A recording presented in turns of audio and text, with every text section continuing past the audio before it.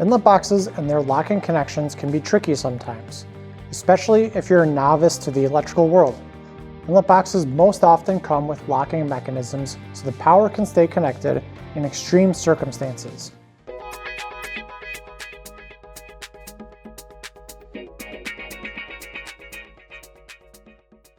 When using an adapter or cord with your inlet box for the first time, you may think the connection isn't locking properly.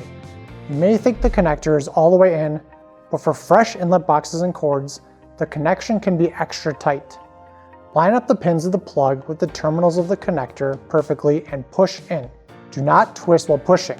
Make sure the adapter or cord is seated all the way down into the inlet. The female connector should go in about 7/8 of an inch. It'll be pretty easy to tell. After it's in, then you can twist clockwise. It will be a very small twist of only a few degrees to lock your adapter or cord into place. Once that is done, you're all set.